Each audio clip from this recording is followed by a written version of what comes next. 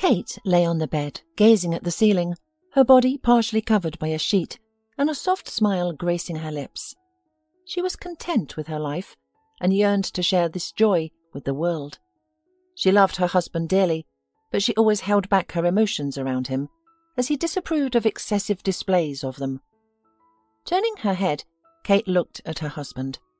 His attention was fixed on a painting hanging across the room, deep in thought. She affectionately asked, "What are you thinking about, my love?" Caught off guard, Damian shrugged and answered absent-mindedly, "Oh, nothing really." However, Kate could tell he was troubled by something. She got closer to him and rested her head on his chest. "I can tell you're thinking about something. Won't you tell me?" Damian sighed. His wife was persistent, and he knew she wouldn't stop until he responded. He glanced at her, then back at the painting, before speaking slowly. "I think we need a bigger apartment." Kate immediately straightened up and looked him in the eyes. She was taken aback. They had discussed this a year ago, but Damian had been against it. Their current apartment suited them perfectly, so why the need for a new one? Of course, Kate hinted that it would be time for them to have children already, but her husband was not yet ready. "Do you really mean it, Damian? Are you serious?" Kate asked, hopeful. Damian shrugged his shoulders. "I'm not a fool. I understand everything. Yes, I think it's time for us to think about expanding our living space, given the planned changes, but please, no childish talk until we sort out the apartment." Kate snuggled up to her husband again and showered him with kisses. No, I promise, no baby talk," she assured. Damian sighed and smiled faintly. He saw that Kate could barely contain her excitement. It was quite obvious. If Damian had let her, she would have screamed with joy, run around the house, and jumped on the bed. However, he deliberately did not allow her to express her feelings. He liked to control her. He felt important in her life as long as she obeyed. He kissed her on the forehead and replied, "Let's go to sleep. We'll discuss everything later. This weekend we'll talk about it and come up with a plan. Good night, dear." Hearing his words, Kate frowned slightly. Should she wait a whole week to discuss everything? Was he kidding? At that moment, she was ready to talk all night long. Kate knew that if he said that, he wouldn't even talk to her about the apartment for a week. He might have done it deliberately to make her suffer, but Kate didn't resent him for that. She was too fond of him to pay attention to such trifles. He loves her. That's the most important thing. Their feelings have been tested for years, and nothing can separate them. They'll always be together. Damian turned away from Kate and began to drift off to sleep. Kate looked at the painting, remembering the past. It seemed like an eternity ago, even though it had only been a couple of years. They met when Kate had just graduated from high school and Damian from university. To her, he seemed like an adult who had a job, while she was a naive girl dreaming of the prince. Damian became her prince. He invited her to dinner in restaurants, drove her around in his car, and gave her luxurious gifts. He was somewhat restrained, requiring Kate to restrain her emotions too. She admired him and fell head over heels in love with him. After a year of dating, Damian proposed to her. Kate was in college at the time. For her birthday, he gave her an expensive diamond ring and a chic dinner at a restaurant. Her friends were jealous that she got such a catch, a mature man who would go to the ends of the earth for her. They got married. The ceremony was modest because Damian didn't want to spend too much on a lavish celebration. After the wedding, they went on a trip to Europe, which delighted Kate. She had never left her homeland before and believed that she was lucky not only to marry for love, but also to secure a promising future for herself. The couple bought an apartment together, sharing the costs. Kate's parents helped her with her share, and Damian used the inheritance from his grandmother. Kate, after graduating from college, found a good job. Her income was almost equal to her husband's. They were thinking about starting a family, but Damian didn't think that they were ready yet. Children are a huge responsibility. We need to think through all the aspects and plan carefully. The tragedy occurred when Kate's parents died. Her mother struggled with a serious illness and died of cancer within 6 months. Her father died of a heart attack 3 months later, unable to cope with his grief. Kate's grief was immense. Thanks to her husband's support, she survived this terrible stroke of fate. The loss of both parents strengthened her attachment to her husband, who became her only support. Damian was her only family now. Kate had a cousin, Donna, who lived in another city. As children, Donna would often visit during vacations, but life took them in different directions over time. They maintained a relationship, exchanging holiday and birthday greetings, but their interaction was limited. Kate sold the apartment she inherited from her parents and deposited the money in the bank. If Damian contributed a little more, the sale of their current one-bedroom apartment would afford them a spacious 2- or even 4-bedroom apartment. This would allow them to start a family. The thought of becoming a mother brought Kate to tears. She touched her flat belly and smiled at the prospect. She couldn't wait for it to happen. She was already 30 years old. It was time to have a baby. Kate closed her eyes and sighed as she began to drift off to sleep. Throughout the night, she had strange dreams, filled with children reaching out to her, begging her to save them. Yet as soon as she extended her hands, they vanished. Next, she found herself in complete darkness, locked in a small room. Despite her frantic knocking and screaming for help, no one came and she woke up. The unsettling remnants of the dream lingered until morning, but then all memories of the nightmare evaporated. Days passed, and it was finally Friday. Kate discovered a flat tire on her car that morning, so she took a cab to work. After work, she planned to visit her favourite pastry shop to buy Damian's beloved cupcake. The shop wasn't far, but she decided to walk, enjoying the beautiful weather and her excellent mood. Today was the day she would discuss their plans, including buying a new home and outlining their next steps. Kate had been walking around for 20 minutes when she turned into a quiet alleyway. This path, lined with private houses and devoid of high-rise buildings, served as a shortcut. She adored this street for its tranquility and the absence of cars. The houses were exceptionally beautiful, and she dreamt of owning one of these houses. To her, even the air on this street seemed different, cleaner and fresher. Taking a deep breath, she smiled at the thought of owning a house instead of an apartment. They could create a cosy yard to enjoy quiet evenings, engaging in pleasant conversations. Once their baby was born, Kate envisioned spending endless hours outside, strolling near the house with the baby. She imagined Damian building a playground and sandbox for their child, providing endless fun. Kate strolled down the street, lost in dreams of the future. She paused before a seemingly uninhabited house. It was large, majestic, with sizable windows. It wasn't new, but its charm remained undiminished. Kate looked at the house for a few minutes, and then she realized that if someone saw her, it could raise questions due to her suspicious actions. She quickly glanced around, relieved to find the street deserted. She resumed her leisurely stroll, reaching an intersection. Despite the absence of traffic lights, a crosswalk was present. In all her time spent walking here, not a single car had passed by. The tranquility was palpable. Kate concluded that this was indeed the ideal neighbourhood to reside in. The woman smiled thoughtfully and then began to cross the road. Suddenly, she heard the squeal of brakes. Time seemed to slow, each second dragging like thick honey. Initially, Kate didn't know where the sound was coming from, but then she realized it was right beside her. Frozen in the middle of the road, she turned her head to the left. The last thing she saw was a bright yellow car bearing down on her.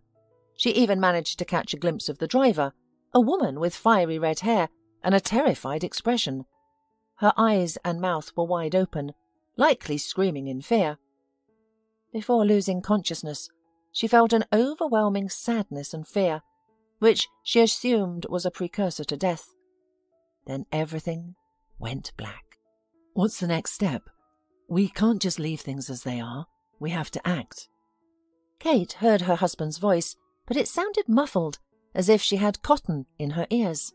She felt so unwell that she didn't even want to open her eyes. She wanted to be alone and considered telling Damian to move his phone conversation to another room, but her tongue wouldn't cooperate. "I've told you there's nothing I can do. I suggest you accept that. If you continue to create a scandal, I'll have to have you removed. Don't yell at me. I'm just doing my job, which doesn't include tolerating disrespect," a strange voice said. Kate furrowed her brow in confusion. She didn't recognize the voice. Was she ill? Had Damian called a doctor? Why was her body in pain? Why couldn't she muster the strength to even open her eyes? What was happening?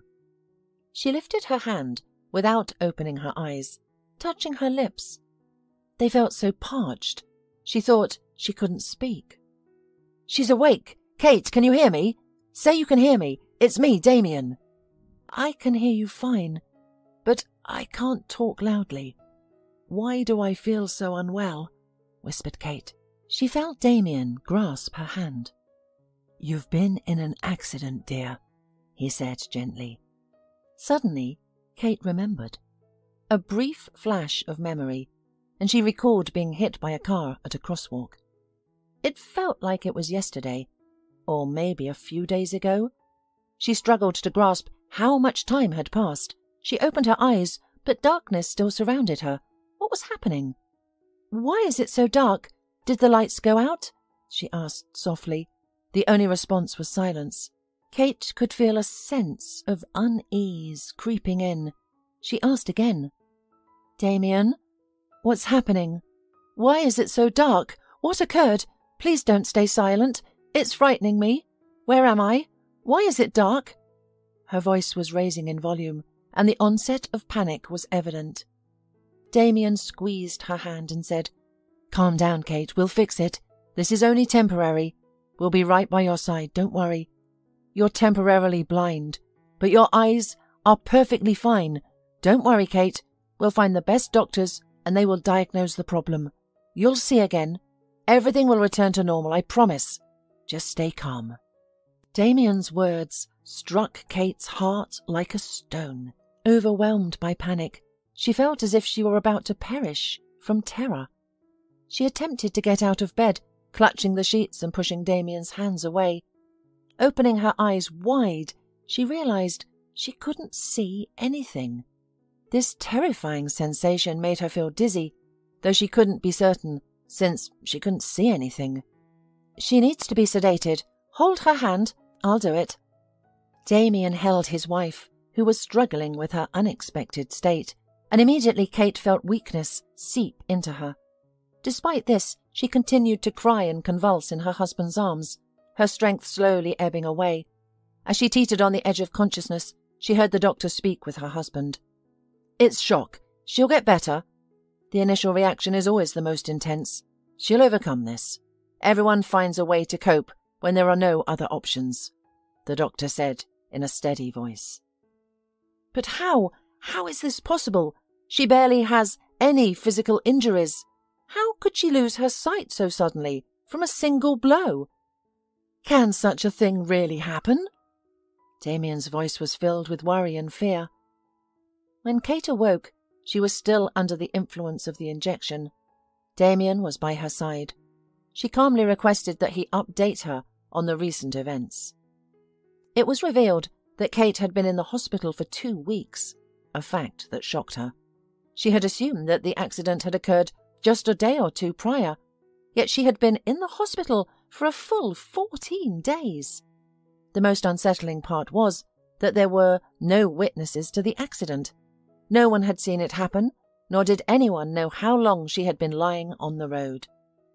Doctors estimated that she was unconscious for approximately 10 to 15 minutes before being found. A passing driver saw her and called an ambulance. Miraculously, she suffered no severe injuries, only some bruises, a broken elbow and a cracked rib. However, she had hit her head quite hard. After an examination, Kate was diagnosed with a moderate concussion, which had led to an unforeseen consequence. She lost her vision. As Damian relayed this information, she held his hand tightly, trying to stay composed.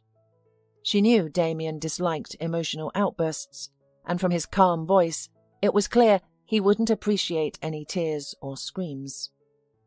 In her confusion, she would occasionally open her eyes and turn towards Damian, only to be reminded of her blindness. Each time she would quickly shut her eyes again, striving for calm.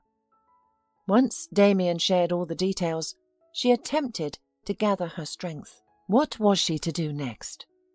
Damian informed her that she wouldn't be kept in the hospital any longer, since she didn't have severe injuries, and the immediate danger had passed. A doctor who specializes in such injuries is coming today. I've paid a substantial amount for his examination and advice. Don't worry. I hope he can guide us in restoring your sight. I trust that you will recover. It must be so, dear. Kate also hoped for the same, feeling that otherwise life had no meaning. The professor conducted a consultation, but his words were far from comforting.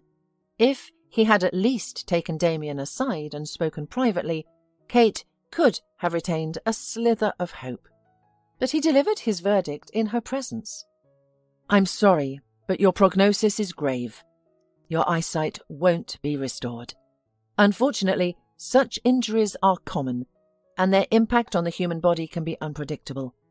I can say with confidence that in your case, there's nothing that can be done, unless we could replace your brains, which sadly is impossible. Medicine hasn't progressed that far yet. I know that you'll seek the best doctors, that you want a second opinion. You're right to do so, but I assure you that any doctor will tell you the same thing I just did.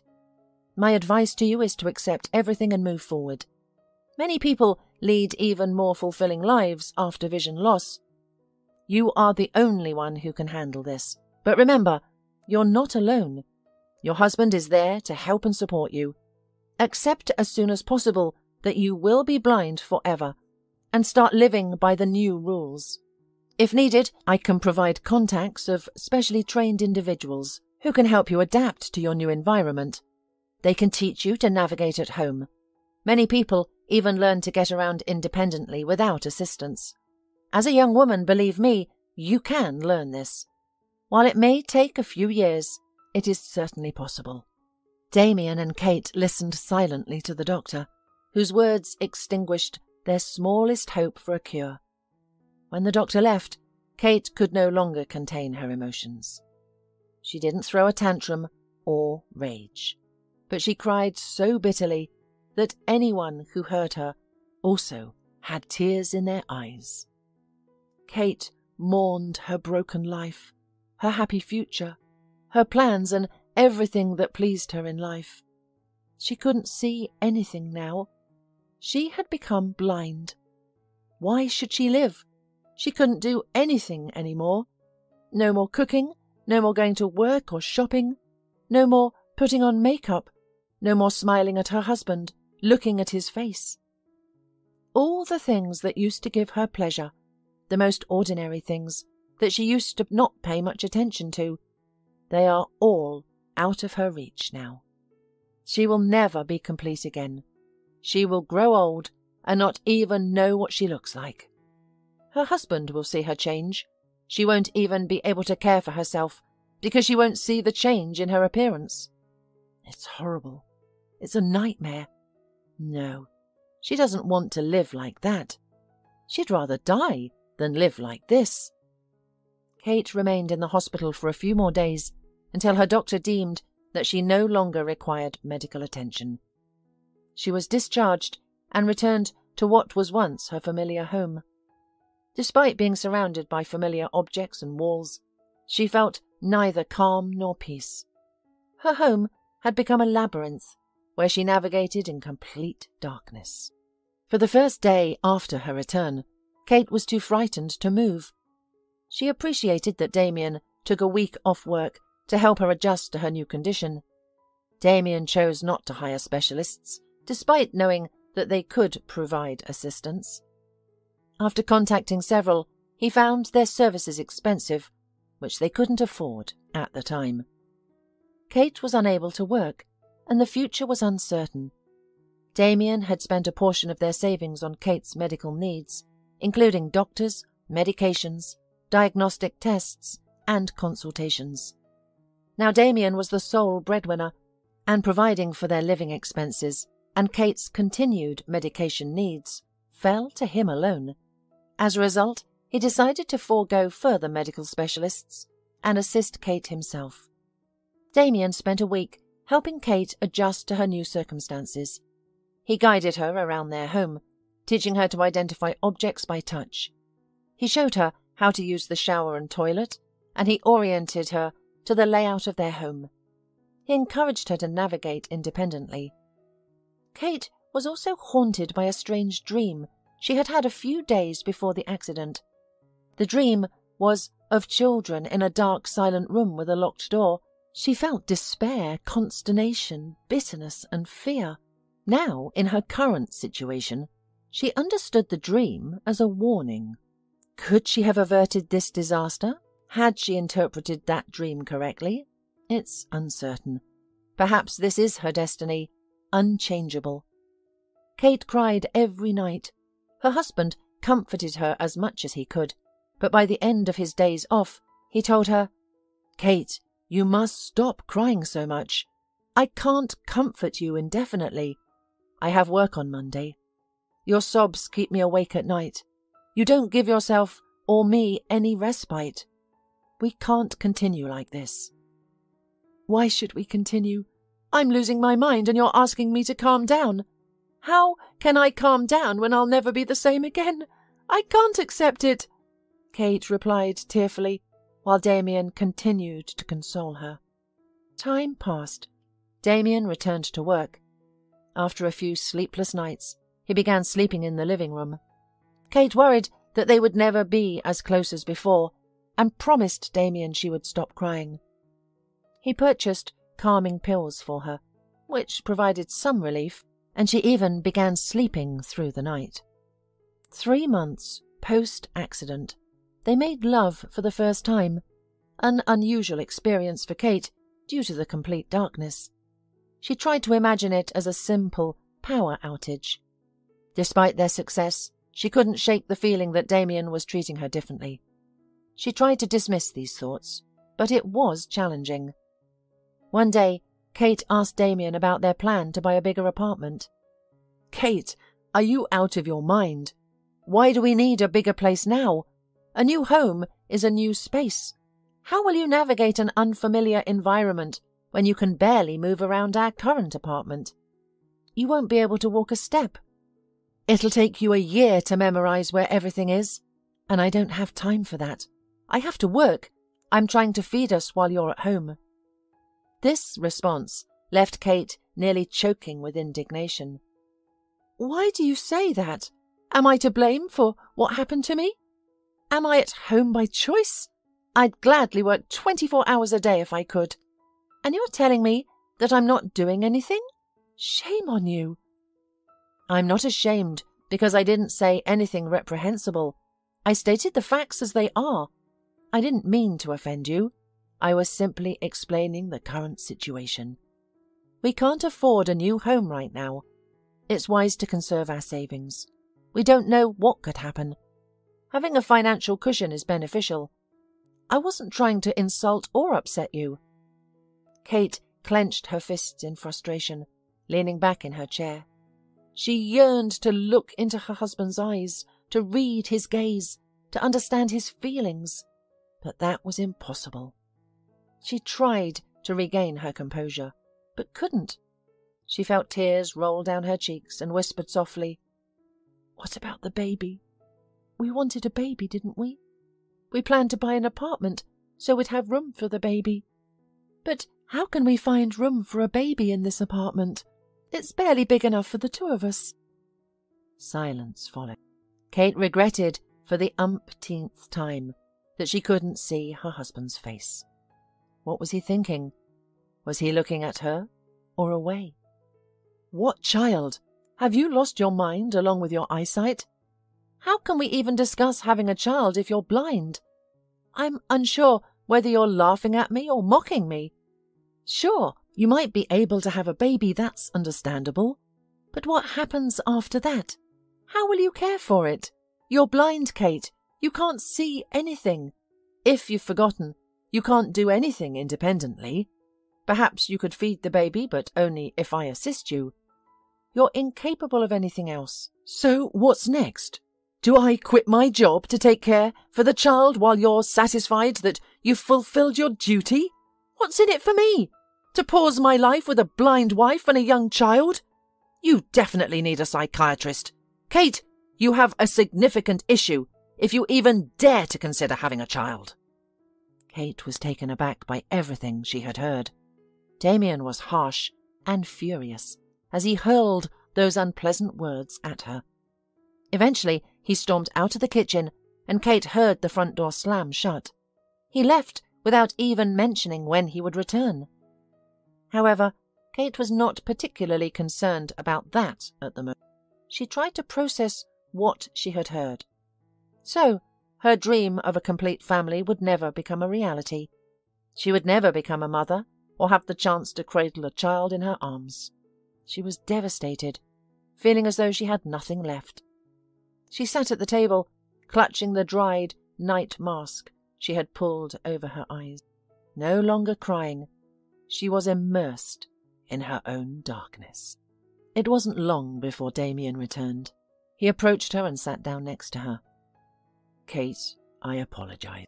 I was too harsh and said things I shouldn't have. I've reconsidered and I want to... He was cut off by Kate. The fault is mine. I've been foolish. My blindness has changed me, but I won't behave like this anymore. I'll strive to be more sensible, to stop saying things that upset you. I don't want to argue, because you're my only confidant. You're the only one who cares for me. I don't want to lose you. The idea of a baby is absurd. You're right. Having a child is not feasible. I entirely agree with you. I promise to avoid such foolish remarks in the future. Please forgive me. Initially, Damian was taken aback, but then he smiled and said, Yes, dear, that's precisely what I meant. Let's not fight any more. We're facing tough times. If we argue, we'll harm our relationship, and I don't want that. I love you. We'll get through this, but we need to stick together. The baby will only complicate things. We can't manage him in our current state.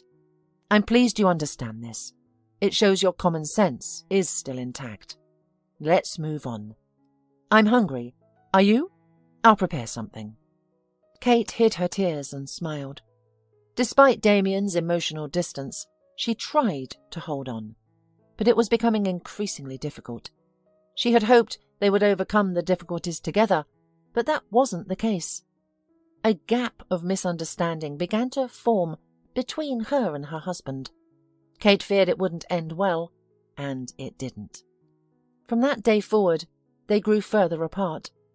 For Kate, change was impossible. She couldn't even leave without support. Damian's behaviour also changed. He began to stay late at work more frequently, or perhaps he was somewhere else entirely. Kate couldn't ascertain the truth.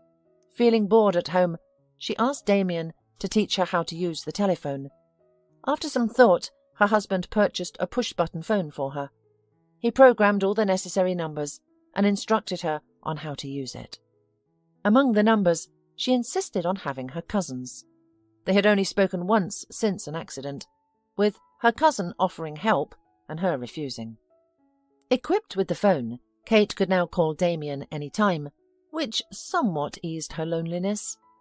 She wore the phone on a lanyard around her neck and frequently phoned Damian at work. Initially, Damian answered all her calls.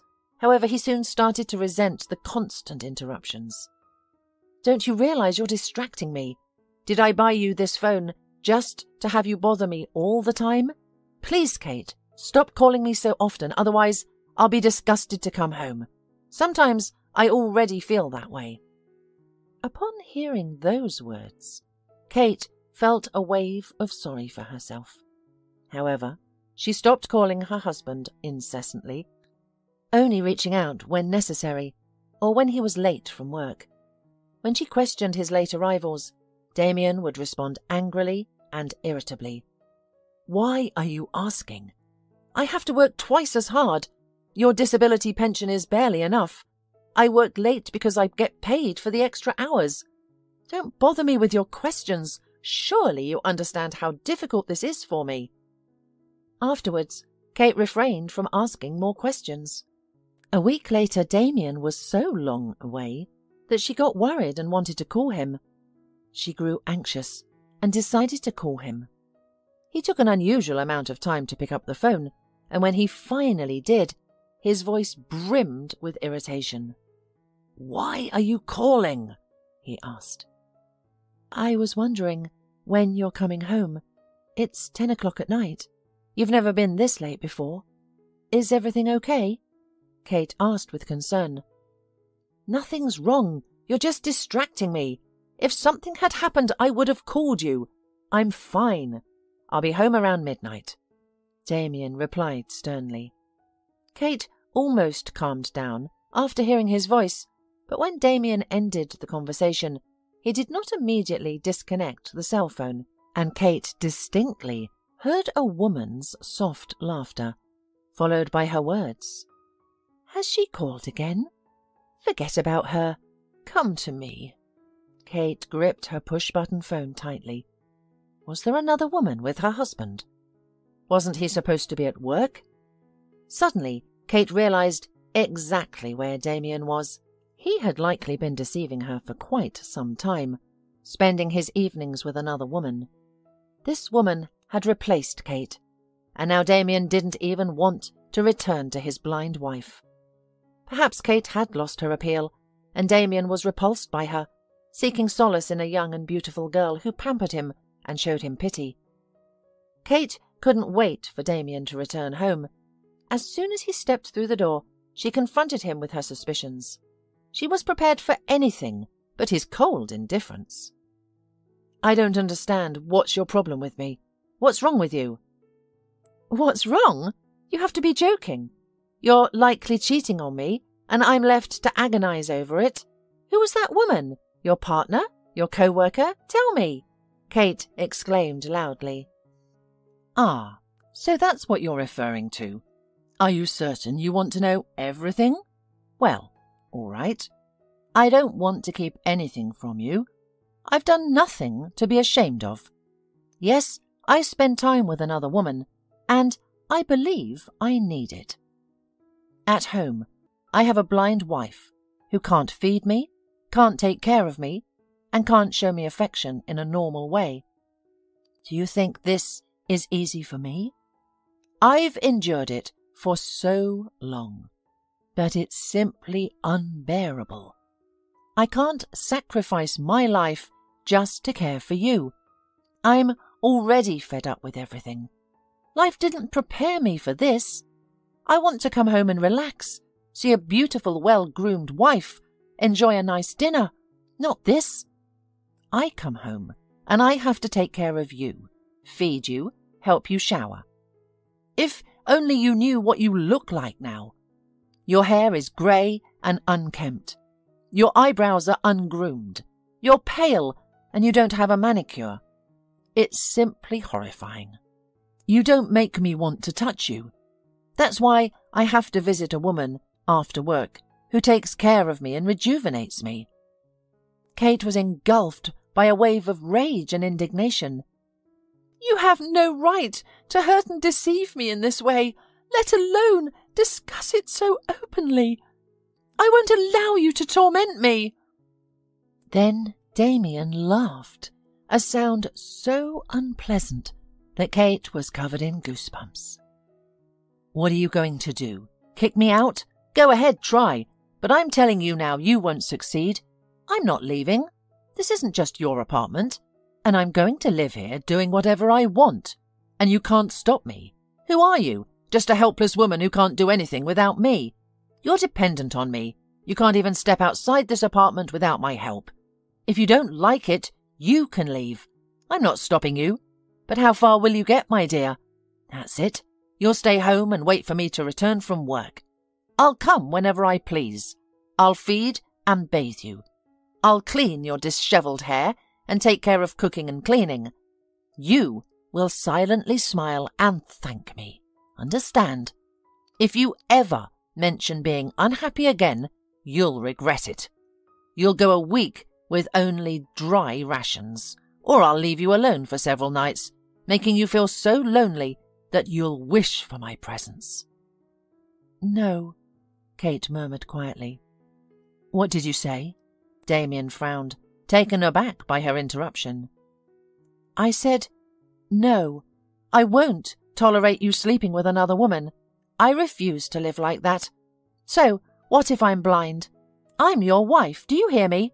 Or have you forgotten?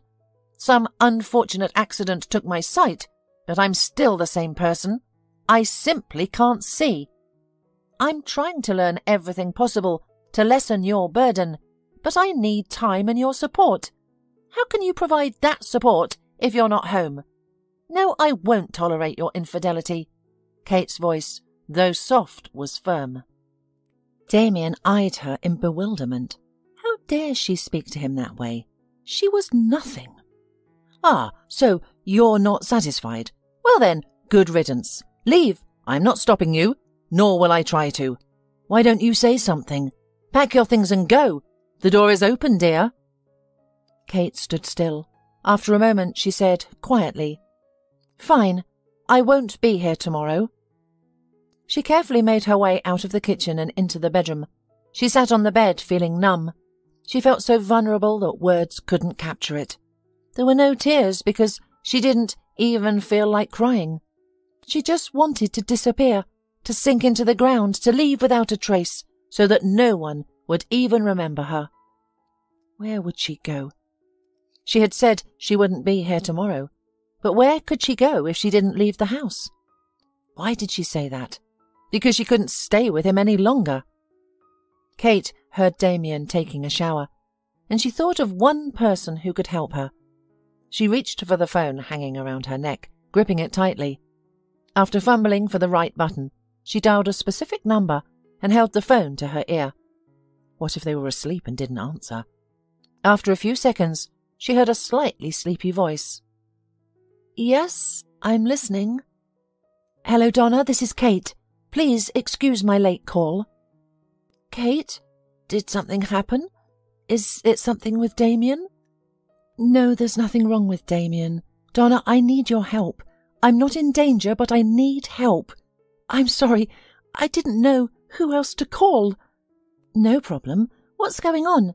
I'll help you however I can. Tell me quickly. What do you need?"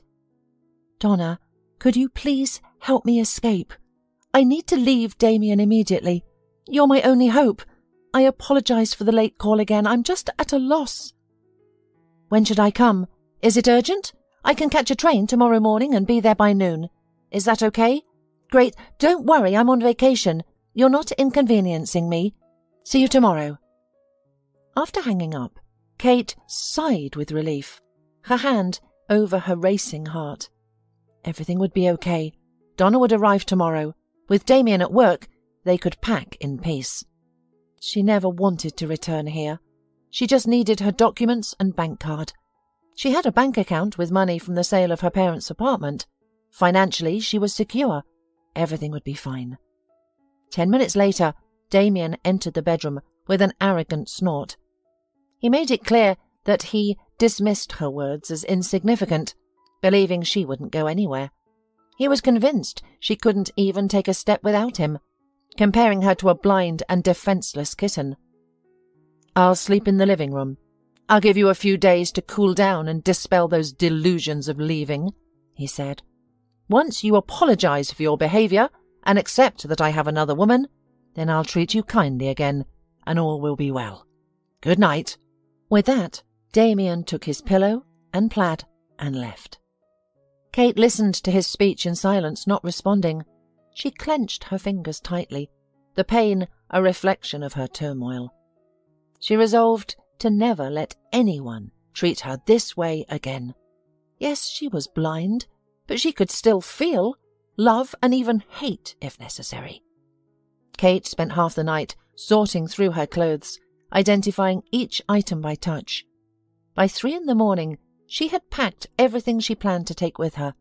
When Donna arrived, they would gather the necessary documents, and Kate would leave the apartment that once brought her so much joy, but from which she now yearned to escape. The next day, Donna arrived around 1 in the afternoon. She hugged her cousin without asking what had transpired. Donna helped Kate pack her suitcase and located all the documents that Kate had listed. She placed everything in a separate folder and put it in the suitcase. After a moment's thought, Kate asked her, "Do you think I should take all my jewellery, or would it be better to leave them for him?" Donna frowned and replied firmly, "I don't know what's happened to you yet. It doesn't seem like things are going well, but you can take whatever you want, and no one will judge you for it." Kate sighed and instructed her cousin, "Then take the jewellery box in the closet." Once they had finished packing, Donna helped Kate put on her sneakers and handed her sunglasses. The woman stood in the hallway for a moment before Kate firmly stated, "We need to leave as soon as possible. I can't stay here any longer." And with that they departed. Donna hailed a cab and they headed to the train station. At the station, Donna purchased 2 tickets to her city. Their train was scheduled to leave in 2 hours. During that time, the women sat in the station cafe, where Kate shared her story. Throughout the conversation, Donna found herself wiping away tears. She felt a deep sympathy for her cousin, who had endured so much, and she was determined to help. She didn't regret coming. Kate needed someone to guide her through this difficult time, someone to teach her how to survive in a world that doesn't always offer help and support to those with disabilities. Donna decided then and there she would be that person. She had no intention of spending her life as Kate's faithful assistant. Instead, she planned to teach Kate how to manage everyday tasks that posed no challenge to a sighted person. This began their life together. Donna had a 2-bedroom apartment courtesy of her wealthy ex-husband. They had married young and for love, but the love quickly dissipated.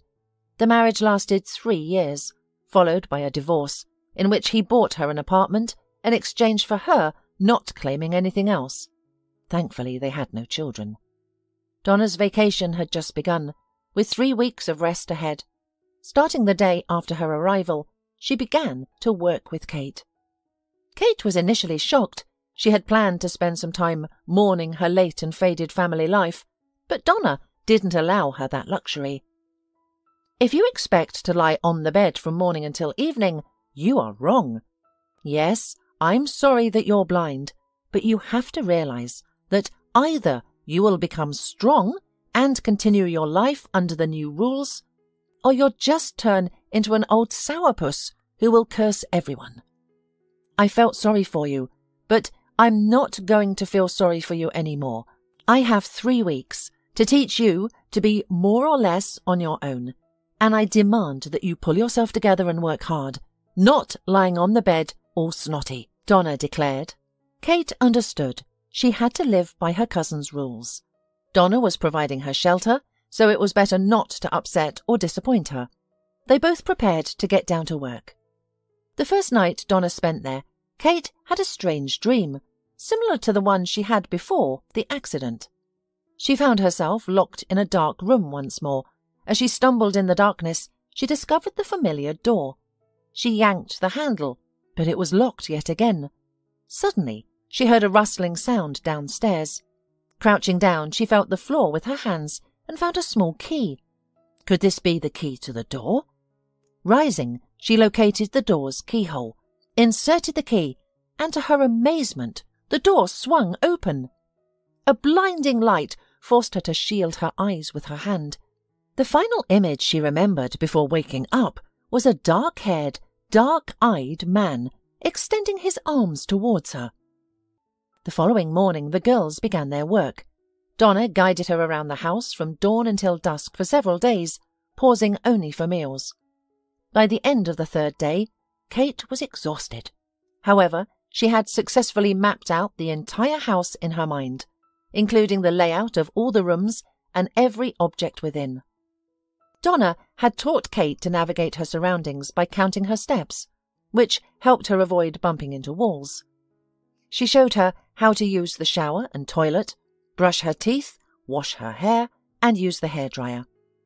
Over the course of 3 days, Kate learned to navigate the kitchen. Donna showed her how to use the microwave, heat her food, fill the kettle, and wash dishes. Kate became self-sufficient in feeding herself and cleaning up.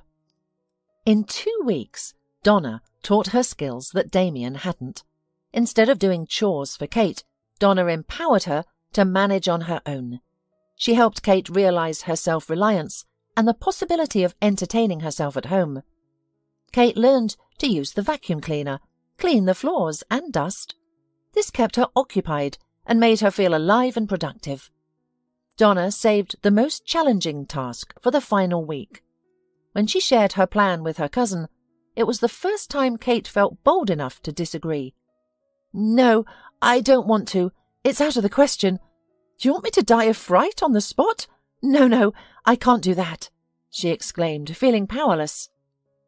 "But Kate, you understand that you can't continue like this forever, right? You have to get used to the idea that I won't always be around. You need to conquer your fear. You've seen how it's done in movies, haven't you?" Donna calmly continued, trying to convince her. "That's in the movies. Everything seems so easy there. But this is real life. It's entirely different. I can't, Donna. I really can't." "How can you even know if you haven't even tried? Give it a shot.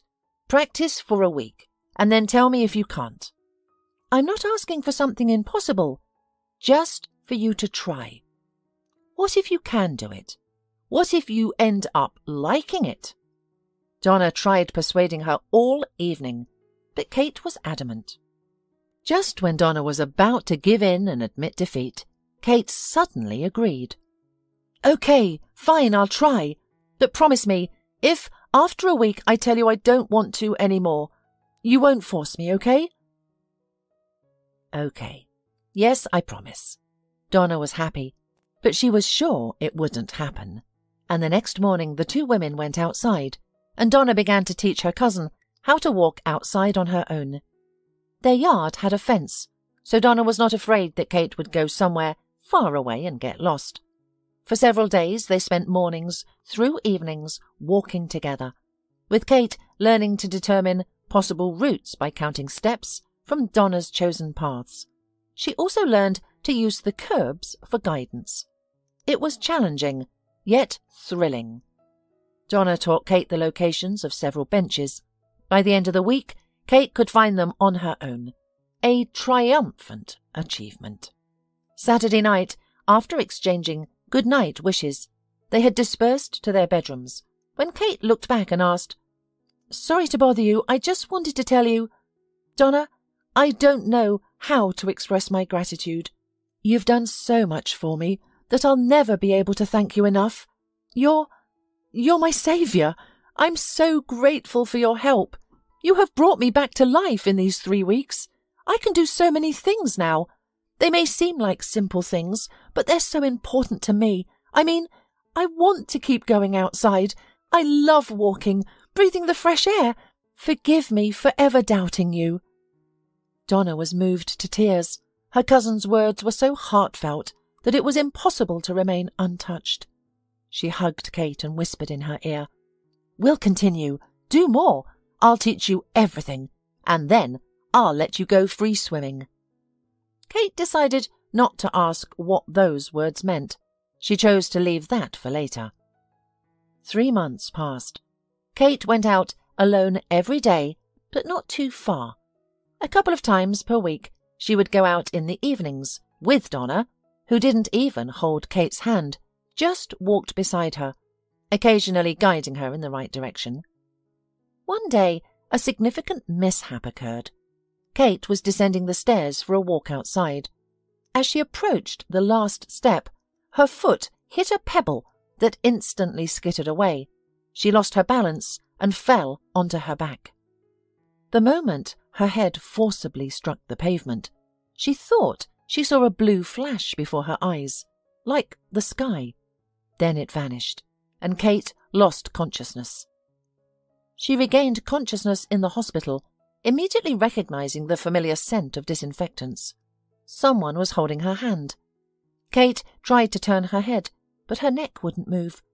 She panicked at the thought of being paralysed from the fall. Was she not only blind, but now also immobile? She refused to accept this possibility. This felt like a nightmare. "What's wrong with her? Her breathing is odd," Kate heard Donna's voice. "I think she's panicking. We'll give her a sedative now," a male's voice she didn't recognise said. No, I don't need a sedative, please, no injection. First, tell me how serious this is. I'll never walk again, will I? Just don't lie to me." "What are you thinking, Kate? Have you lost your mind? Doctor, is she all right?" Donna sounded alarmed.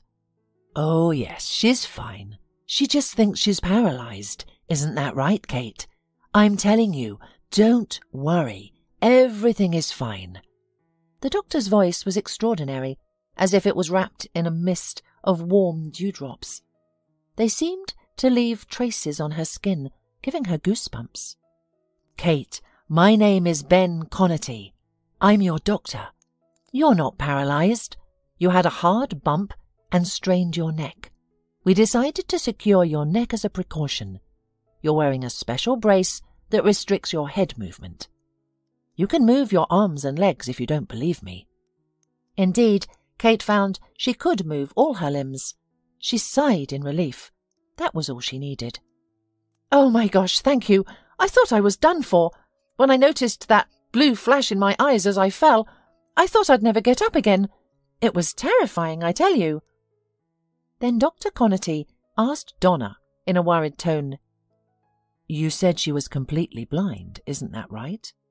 Kate answered in place of Donna, "Yes, I am completely blind.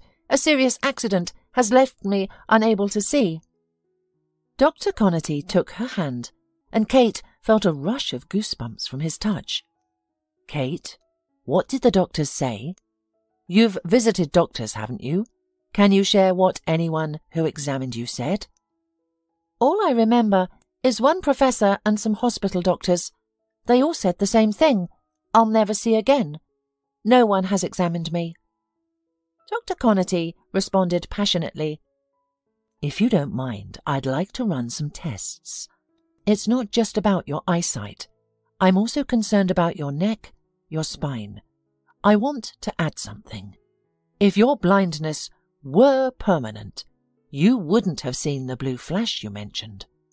Your vision loss might not be related to the head injury, but could be due to an entirely different cause. I want to see for myself, if you'll allow me." Kate agreed. Within a month, Dr. Connerty performed numerous examinations, not just on her eyesight, but also her skeletal and muscular system. Although she had been discharged, Donna brought her in for ongoing checkups and consultations. She was examined by several neurologists, a psychiatrist, and neurosurgeon. After all these examinations, Dr. Connerty gave his verdict. "Kate, I can confidently assert that there's an extremely high probability your vision can be restored. Our examination revealed that a pinched nerve is causing your vision problems. One surgery could very likely restore your sight." Upon hearing this, Kate cried. Dr. Connerty took her hand, and again goosebumps ran along her skin. Why did his touch have such an effect on her? Kate quickly calmed down, because the doctor's voice enveloped her from all sides, making her feel safe. Dr. Connerty spent a long time persuading her to consider the surgery, emphasizing that she had nothing to lose. Over the course of a month, they conducted thorough examinations and analyses of her case. Dr. Connerty conversed extensively with Kate, compiling a comprehensive medical history. Caught up in the process, Dr. Connerty found himself developing feelings for Kate. She was more than just a patient to him. This lively, vibrant, and emotional woman stirred within him feelings he thought were long buried. But above all, he was determined to help her regain her sight and resume a normal life. Eventually, Kate agreed to the operation, and the operation was scheduled in 3 days. They sat in his office discussing the final preparations. Kate was to be admitted to the hospital the following day. When Dr. Connerty got up to walk her to the door, Kate suddenly put her hand on his shoulder and said, "Can I do something? I've always been curious about this. When I've seen it in movies, I want to understand what blind people experience when they do this. May I?" Dr. Connerty didn't understand what she was referring to, but he agreed without hesitation. Kate reached out and traced her fingers across his face. She delicately explored his forehead, eyebrows, eyes, cheeks, lips, and chin. Then she ran her hand through his hair and smiled. Usually after something like this, people say, "You're handsome," or "I know what you look like." But alas, I didn't discover anything. I just know you have very smooth skin and no beard. Thank you, and excuse me. Dr. Connerty smiled and said quietly, "I'm sure you can still get a good look at me. I hope you don't say that I'm ugly, and you don't like me at all." "No, I won't say that." "No, I won't say that. If I regain my sight, I'll thank you for giving me a second chance at life. You will be there during the operation, won't you?" "Of course, I'll be there." 3 days later, Kate was wheeled into the operating room. She was very nervous and tried to stay calm, but it was difficult. She hardly held back her tears. Before entering the operating room, Dr. Connerty took her hand, leaned in and quietly said, "I wanted to say this after the operation, but I can't hold back. I usually don't have any relationship with my patients, but soon you won't be my patient. Once this is all over, would you have dinner with me?" Kate giggled nervously. "I can't promise. I need to look at you first. What if you're not so handsome as Dr. House?" Dr. Connerty laughed and let go of her hand. Inside the operating room, Kate wished she had said something different.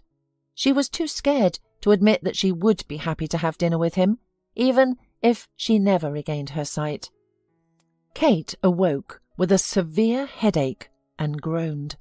Immediately a nurse approached her. "What's wrong? Are you in pain?" she asked. "My head hurts," Kate murmured. The nurse promptly administered an injection, and within 15 minutes the headache had subsided. Kate, weak and anxious from the anesthesia, couldn't move. She was left wondering about her fate as a bandage covered her eyes, soon to be removed. The anticipation was terrifying.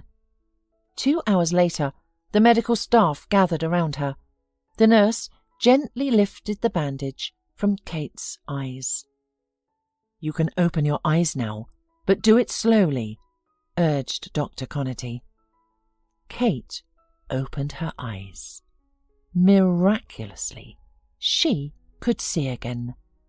The dimmed light was slightly uncomfortable, but she was able to see it. Overwhelmed with emotion, she started to look around, blinking and squinting constantly. "My goodness, I can see," she murmured. A doctor examined her briefly and declared that she was out of danger and would be fine. He said something else, but she didn't catch it. A single thought pulsed in her mind. She could see again. She was no longer blind. Fearfully, Kate closed her eyes. Then she felt someone take her hand. Recognizing the touch was Dr. Connerty's from the goosebumps on her skin, she slowly opened her eyes. She looked at the man who had saved her, and the pounding of her heart quickened. She recognized him from her dreams. He was the same man who had reached out to her in her dreams when she opened the door in the dark room. "Hello," Dr. Connerty greeted, smiling at her. Kate tightened her grip on his hand. "Hi," she responded, smiling back. "So, how are you feeling?" A tear trickled down her cheek. "Great! It couldn't be better. I feel like I've been reborn. So, when's dinner?" she asked. Dr. Connerty feigned a frown. "We have plenty of time for that. You're still my patient. Let's not discuss it now." A year had passed since the operation. Kate and Ben Connerty had been living together for a long time, and true love blossomed between them. Kate was in good health, her eyesight fully restored. However, she remained officially married to Damian, which clouded her happiness.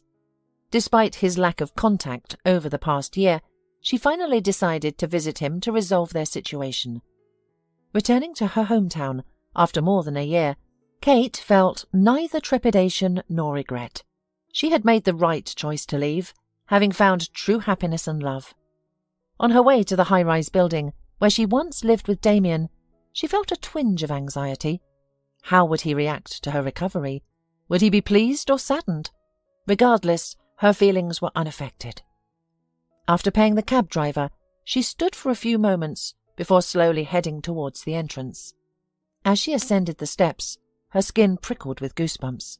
She paused, turned, and gazed at the cars parked in front of the driveway. Her gaze settled on a yellow Jaguar. A throbbing sensation filled her head as she recognized the car. She had seen it before, but where?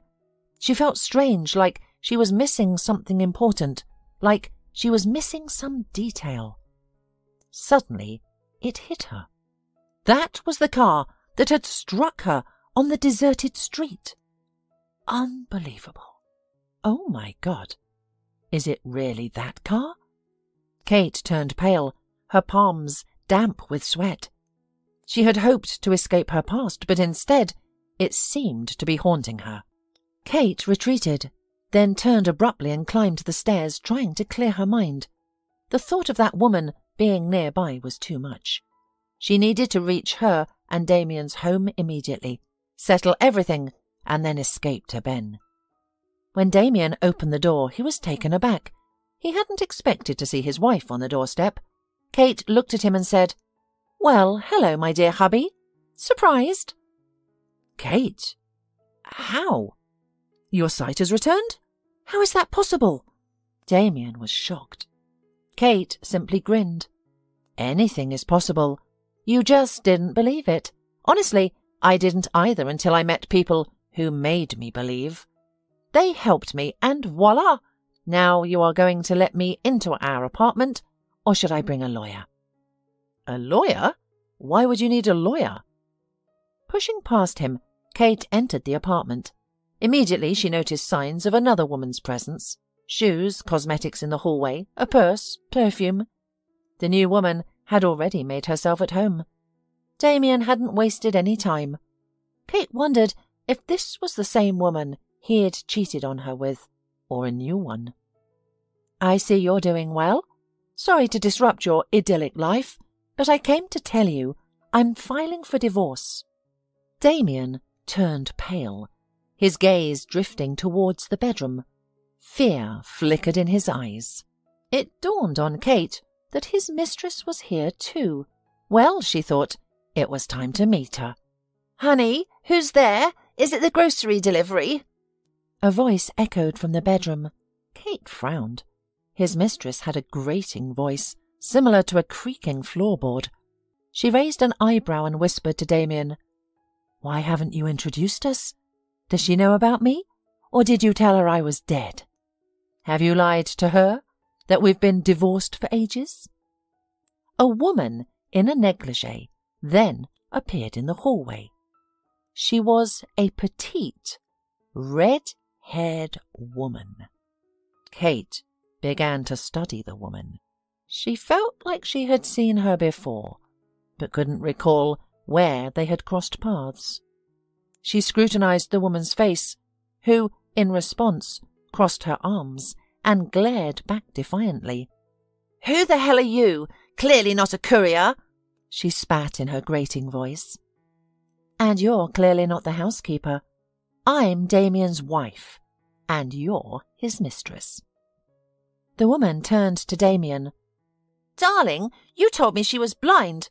Have you been lying to me?" "Wendy, I haven't deceived you. She was indeed blind. I can't comprehend what's happening, I swear. Wendy, I had nothing to do with it." Kate looked at them both and smirked. Damian was grovelling before his Wendy. They were a perfect match. I don't know why you're here, but you don't belong here. You're no longer Damian's wife, right? You left him. I'm in charge now." The woman sneered at her, but Kate wasn't fazed. "No, I'm still the owner here, even if it's only half. I'm here to fix it. Damian, I'm filing for divorce, and we're splitting this place in half. I think that's all I needed to say." Kate turned and walked towards the door. Her gaze fell on a table near the hallway. On it was a bright yellow key fob with a jaguar badge. Goosebumps ran down her spine. She suddenly realized something. She turned to the woman and asked, "Is that your car in the driveway, the yellow Jaguar?" Wendy grinned and replied, "Yes, it is. Why do you ask? Are you envious? You won't find another like it. It's a custom paint job." Then it hit Kate. She knew this woman. She was the one who had hit her with her car and fled the scene. She was the one who caused her loss of sight. "So, you're the one who hit me. You're the person who left me unconscious on the road." Wendy turned pale and covered her mouth with her hand. Damian, completely confused, shifted his gaze from one woman to the other. "Wendy, what is she talking about? What does all this mean? Were you the one who hit her? I don't understand what you mean," he asked. "I never ran anyone over. None of this is true," Wendy responded to Kate. "No, it was you. I saw you then and your hair and the sticker on the window. I remember everything. I remember you now with your red hair. I'll never forget it. You're so disgusting. You'll answer for everything in court. I'll make sure you pay for all my suffering," Kate exclaimed. Wendy sobbed. Her courage suddenly left her and she began to look very strange. Her eyes bulged out in fear and her face was as flaming as her hair. She didn't know what to say. "You'll pay for everything you've done, both of you," Kate said and walked out of the apartment. Kate divorced Damian. She decided not to sue Wendy. Damian pleaded with her not to, promising to give up his rightful half of the apartment in return. Kate realized that Damian was willing to do anything for his mistress. He didn't care that Wendy was the cause of their breakup. Kate, content with her present life, had no intention of revisiting the painful past.